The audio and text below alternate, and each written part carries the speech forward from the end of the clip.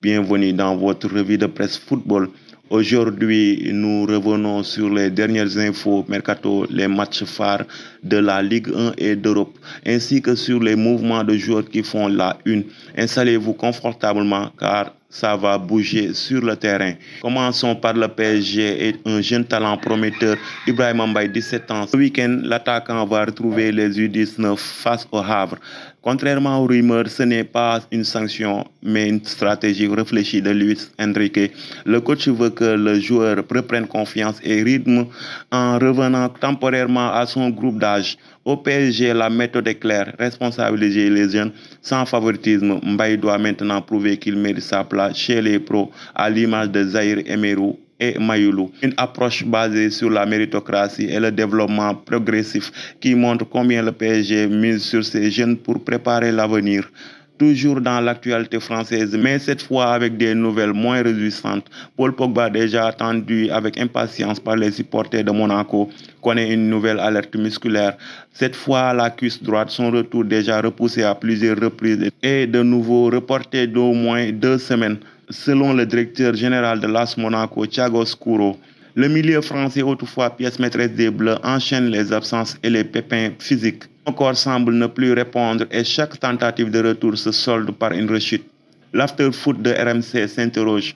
Pogba pourrait-il encore retrouver un nouveau acceptable pour jouer au haut niveau? À 32 ans, le doute grandit. Entre espoir, frustration et réalité médicale, la fin de carrière semble doucement s'écrire en coulisses. Une situation inquiétante pour Monaco, mais aussi pour tous les fans du joueur qui ont suivi ses exploits depuis plusieurs années. Monaco devra composer sans Pogba ce week-end, ce qui pourrait influencer le résultat contre le Paris FC. À Paris, le PSG reçoit Nice dans un match crucial pour la course au titre. L'entraîneur Enrique a souligné l'importance de retrouver confiance après quelques résultats mitigés. Serre accueille Marseille avec l'objectif de consolider sa position dans le haut du classement. Les compositions probables annoncent un match très tactique. Chaque détail comptera. Côté joueur, quelques nouvelles importantes. Koné reste fidèle à Reims malgré l'intérêt de Monaco, tandis que Niakhaté de Lyon exprime sa déception face aux derniers résultats. Ces mouvements montrent combien la stabilité et le moral des joueurs influencent directement sur les performances sur le terrain. Venons-en maintenant au marché des transferts. Côté Paris FC, le club envisagerait de s'offrir N'Golo Kanté cet hiver. Le milieu français réputé pour son volume de jeu et sa lecture du jeu pourrait rejoindre la capitale, un vrai renfort pour le club. À Strasbourg, le jeune talent Panichelli attire déjà les regards de l'Europe, notamment du FC Barcelone. En Italie, le Genoa officialise le départ de Vieira. Le club doit rapidement se trouver un remplaçant.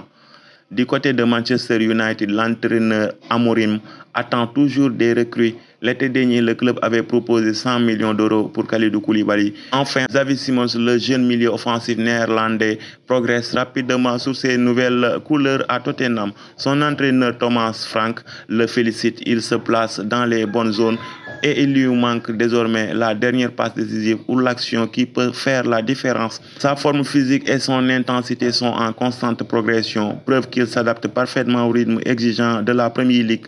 Recruté pour renforcer l'attaque des Spurs avec son talent créatif, Xavi porte le numéro 7, un symbole de confiance du club.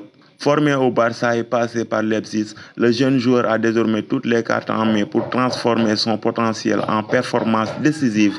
Une chose est sûre, c'est un joueur à suivre de très près, capable de faire la différence dans les moments clés. Merci d'avoir suivi. À demain pour un prochain numéro. Surtout, restez connectés.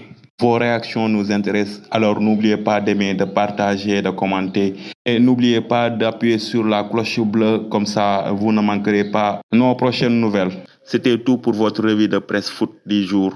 Merci d'avoir suivi. À demain pour un autre numéro. D'ici là, portez-vous bien, prenez soin de vous, restez curieux et vivez votre vie, car chaque jour est une vie. Vive football!